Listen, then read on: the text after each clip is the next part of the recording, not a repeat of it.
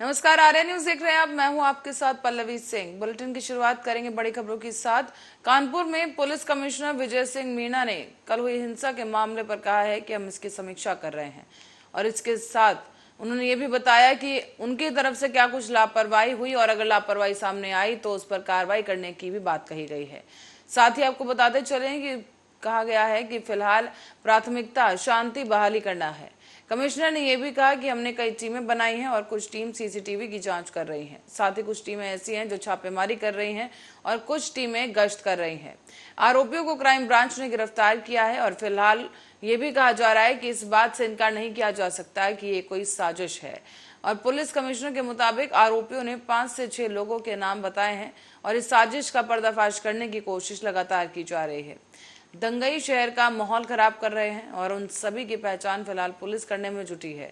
इस बीच 36 लोगों की पहचान की जा चुकी है और अन्य की पहचान जारी है। बता दें आपको कि दंगा करने वालों की संपत्ति जब्त की जाएगी। साथ ही ये भी बताया जा रहा है कि कुछ लोगों ने माहौल बिगाड़ने का प्रयास किया था और उपद्रवी थे जिन्होंने पथराव किया। पुलिस ने कार्रवाई के दौरान बताया कि 18 लोगों को अब गिरफ्तार किया गया, जब रात में उपद्रव वालों को चिन्हित कर उपद्रवियों को गिरफ्तार किया गया। इस बीच हयात जफर, जावेद अहमद, मोहम्मद राहिद और मोहम्मद सूफियान के शहर छोड़कर बाहर जाने की भी सूचना मिली।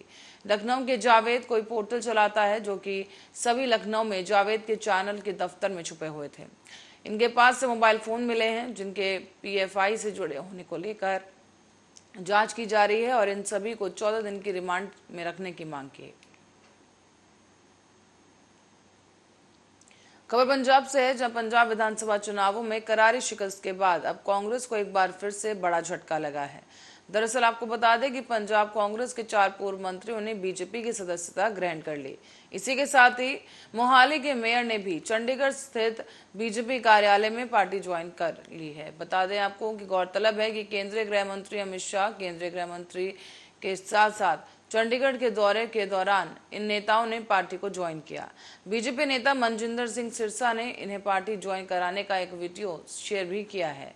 इस वीडियो में दिखाई दे रहा है कि लोगों में पूर्व मंत्री और कांग्रेस के वरिष्ठ नेता राजकुमार वेरका, बलबीर सिंह सिद्धू और सुंदर श्याम अरोड़ा और गुरप्रीत सिंह कांगड़ शामिल है।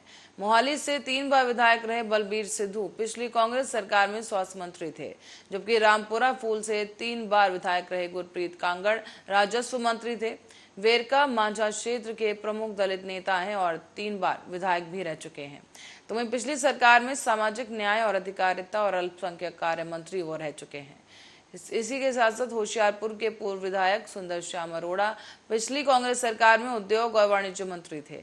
इन सभी चारों नेताओं ने 2022 के राज्य विधानसभा चुनाव ये हार गए थे और अब बीजेपी का दामन थाम लिया है।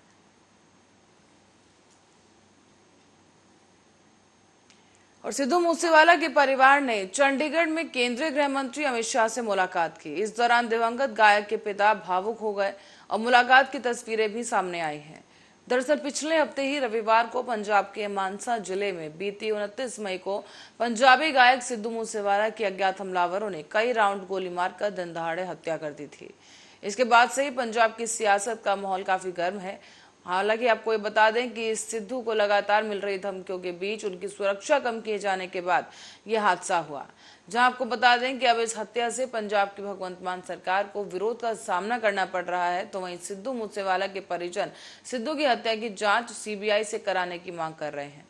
गृह मंत्री अमित शाह से पहले उन्होंने शुक्रवार को पंजाब के सीएम भगवंत मान ने सिद्धू मूसेवाला के घर पर जाकर उनके पिता और परिजनों से मुलाकात की थी। हालांकि इस दौरान उन्हें भारी विरोध का सामना भी करना पड़ा। और अब आपको बता दें कि हाल ही में पंजाब की सरकार ने 424 लोगों की सुरक्षा घेरे को कम कर दिया था। इसी के बाद सिद्धू मूसेवाला भी इसमें शामिल थे, जिनकी मौत उनकी सुरक्षा कम करने के एक दिन बाद हुई।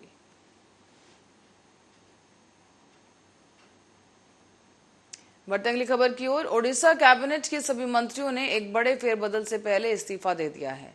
सूत्रों की माने तो रविवार को राजभवन में वो शपथ ले सकते हैं। और ब्रजराजनगर उपचुनाव में बीजू जनता दल की भारी जीत और नवीन पटनायक सरकार के 5वें कार्यकाल के 3 साल पूरे होने से राज्य मंत्रिमंडल में संभावित फेरबदल की अटकलें तेज हो गई हैं। इस बीच बीजेडी ने पार्टी उम्मीदवार अलका महतो की प्रचार के लिए ब्रजराजनगर में लगभग 1 दर्जन मंत्री और 25 से अधिक विधायकों को लगाया था। सूत्रों के मुताबिक नेताओं ने वहां बहुत मेहनत भी की, क्योंकि यहां पर वो जानते थे कि फेरबदल के दौरान पार्टी नेतृत्व उनके काम पर विचार कर सकता है। हालांकि विवादों में घिरे और राज्य सरकार को बदनाम करने वाले मंत्रियों को टीम से निकालने जाने की संभावना है। सूत्रों के मुताबिक सत्तारूढ़ दल 2024 के आम और विधानसभा चुनाव से पहले 2 प्रमुख काम करने वाला है। एक तो मंत्री परिषद में फेरबदल और दूसरा पार्टी संगठन में बड़े पैमाने पर पुनर्गठन किया जा सकता है। साथ ही आपको बताते चलें कि नया मंत्रिमंडल युवा और अनुभवी नेताओं का मेल होगा। साथ ही सूत्रों के अनुसार कुछ मंत्रियों को जिन्हें हटाए जाने की संभावना है, उन्हें 2024 के आम चुनावों को ध्यान रखते हुए प्रमुख संगठनात्मक प्रभार दिया जाएगा। इस बीच सीएम नवीन पटनायक की नई टीम के लिए नए चेहरे को 2024 के चुनावों को ध्यान में रखते हुए चुना जाएगा, क्योंकि कुछ लोगों को कैबिनेट में अधिक प्रतिनिधित्व मिलने की संभावना है। इस बीच नए कैबिनेट मंत्री कल राजभवन में शपथ ले सकते हैं। सूत्रों ने भी बताया कि प्रदीप अमात और लतिका प्रधान को मंत्री पद मिलने की संभावना है।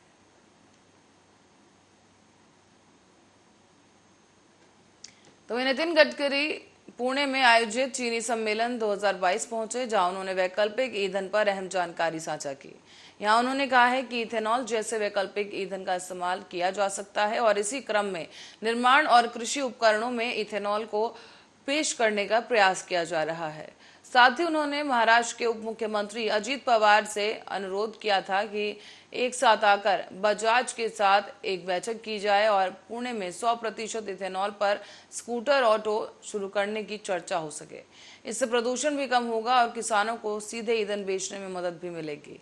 साथ ही आपको बता दें कि केंद्रीय सड़क परिवहन और राजमार्ग मंत्री ने कहा है कि देश ऊर्जा और बिजली क्षेत्र में जरूरतों को पूरा करने के लिए 10 लाख करोड़ रुपए के पेट्रोलियम उत्पादों का आयात करता है और अगले 5 वर्षों में ये मांग 25 लाख करोड़ रुपए तक जा सकती है, जो कि अर्थव्यवस्था को काफी प्रभावित करेगी। साथ ही उन्होंने ये भी कहा कि डीजल आधारित कृषि उपकरणों को पेट्रोल आधारित बनाया जाना चाहिए और फ्लेक्स इंजनों को इथेनॉल पर चलने के लिए परिवर्तित किया जा सकता है। खबर कानपुर से है, जहां एक केमिकल फैक्ट्री में भीषण आग लगने से अफरा तफरी का माहौल बन गया। जानकारी के मुताबिक कई लोगों के अंदर फंसे होने की आशंका है और 6 मजदूरों की मौत की पुष्टि भी की गई। तो वहीं मौके पर दमकल विभाग की गाड़ियां पहुंची हैं और कड़ी मशक्कत के बाद आग पर काबू पा लिया गया है। साथ ही इस दुर्घटना में संज्ञान में आने के बाद मुख्यमंत्री योगी आदित्यनाथ ने इस घटना पर शोक व्यक्त किया।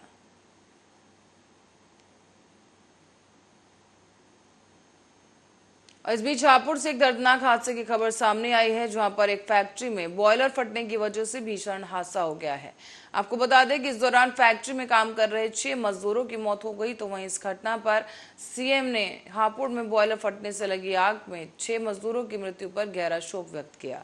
सीएम बता दें आपको कि सीएम योगी आदित्यनाथ ने कहा है कि इस दुर्घटना में घायल लोगों का समुचित उपचार करवाया जाए। साथ ही मृतकों के लिए सीएम योगी ने ट्वीट भी किया है। उन्होंने लिखा कि मृतकों के शोक संतप्त परिजनों के प्रति संवेदना व्यक्त की और सीएम योगी ने आला अधिकारियों को तुरंत मौके पर पहुंचने और जांच के निर्देश दिए हैं।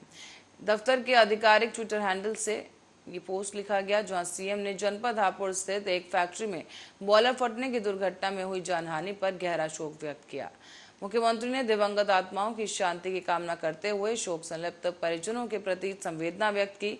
साथ ही साथ मुख्यमंत्री योगी ने जिला प्रशासन के अधिकारियों को घटनास्थल पर पहुंचकर बचाव कार्य करने और मृतकों के परिजनों की हर संभव मदद करने के निर्देश दिए। इसके अलावा मुख्यमंत्री योगी ने अधिकारियों को दुर्घटना की जांच विशेषज्ञों द्वारा कराने के लिए भी निर्देशित किया है। और इस बीच बढ़ेंगे अगली खबर की ओर। भारतीय जनता पार्टी ने अब मुख्तार अब्बास नकवी को एक बार फिर से राज्यसभा नहीं भेजा है। अटकलें लगाई जा रही थी कि मुख्तार अब्बास नकवी को बीजेपी रामपुर लोकसभा सीट से चुनावी मैदान में उतार सकती है, लेकिन ये अटकलें भी अटकलें बनकर रह गईं, क्योंकि बीजेपी ने समाजवादी पार्टी के आजम खान के गढ़ में घनश्याम लोधी को टिकट दे दिया है। अब बीजेपी ने मुख्तार अब्बास नकवी को न तो राज्यसभा भेजा है और न ही रामपुर संसदीय सीट के लिए हो रहे उपचुनाव में। बता दें आपको कि अब फिलहाल मुख्तार अब्बास नकवी खाली हाथ रह गए हैं और ऐसे में अब चर्चा ये शुरू हो गई है कि मुख्तार अब्बास नकवी केंद्र में कब तक मंत्री बने रहेंगे, क्योंकि जल्द ही उनका राज्यसभा का कार्यकाल भी खत्म हो रहा है।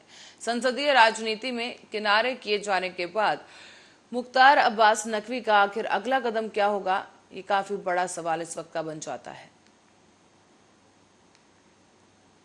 तो वहीं इस बीच उत्तर और मध्य भारत में पिछले कुछ दिनों से गर्मी से राहत मिली थी, लेकिन पश्चिमी विक्षोभ की सक्रियता के चलते आंधी तूफान और बारिश के कारण तापमान में गिरावट भी दर्ज की गई। हालांकि अब ये मौसम ने करवट ली है और उत्तर भारत के कई राज्यों में फिर से एक बार हीट वेव का असर दिखने लगा है। आलम यह है कि राजधानी दिल्ली, उत्तराखंड समेत कई राज्यों में तापमान फिर से एक बार 40 डिग्री के पार पहुंच चुका है और भारतीय मौसम विज्ञान विभाग के पूर्व अनुमान के मुताबिक राजस्थान, दक्षिणी पश्चिमी उत्तर प्रदेश, मध्य प्रदेश, विदर्भ, हरियाणा और दिल्ली एनसीआर में अगले 2 से 3 दिनों तक लू का प्रकोप रहेगा। भारतीय मौसम विज्ञान विभाग के मुताबिक असम, मेघालय, अरुणाचल प्रदेश, नागालैंड, पश्चिम बंगाल, सिक्किम में हल्की से मध्यम बारिश हो सकती है। इसके अलावा केरल, लक्षद्वीप, जम्मू कश्मीर, झारखंड में भी बारिश की संभावना है और मौसम वैज्ञानिकों ने बताया है कि ओडिशा, आंध्र प्रदेश, तमिलनाडु में भी थोड़ी बहुत बारिश हो सकती है। विश्व हिंदू परिषद ने कर्नाटक के मंड्या जिले के श्रीरंगपट्टनम तालुके में बनी 18वीं सदी की जामिया मस्जिद के वास्तव में मंदिर होने का दावा करते हुए ज्ञानव्यापी की तरह सर्वे की मांग की गई।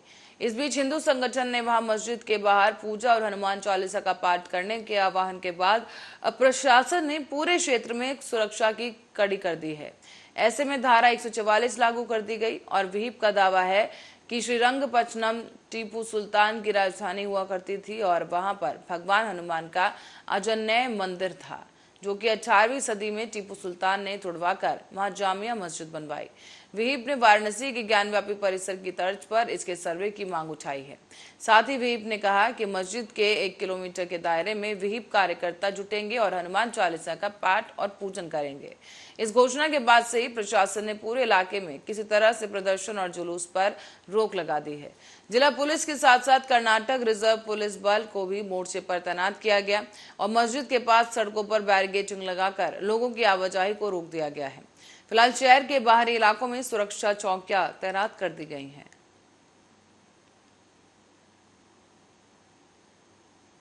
और रुक करते हैं अगली खबर की ओर। कानपुर में हुई हिंसा का असर बहुत ज्यादा बढ़ चुका है, जो कि पूरे उत्तर प्रदेश में देखने को मिल रहा है। इसी बीच बरेली में भी कर्फ्यू लागू कर दिया गया और मुस्लिम धर्मगुरु तौकीर रजा द्वारा घोषित 10 जून को होने वाले विशाल विरोध प्रदर्शन से पहले बरेली प्रशासन ने कानपुर हिंसा के बाद और एहतियात के तौर पर धारा 144 के तहत कर्फ्यू लागू किया। प्रशासन की ओर से जारी आदेश के मुताबिक किसी भी जगह पर 5 से अधिक लोग जमा नहीं हो पाएंगे और इस दौरान किसी भी तरह के प्रदर्शन की इजाजत भी नहीं होगी। उधर कानपुर में बवाल के बाद अब बेकनगंज क्षेत्र में भी भारी पुलिस बल को तैनात किया गया और पुलिस बल के साथ साथ पीएसी के साथ आरएएफ के जवानों को भी तैनात कर दिया गया है।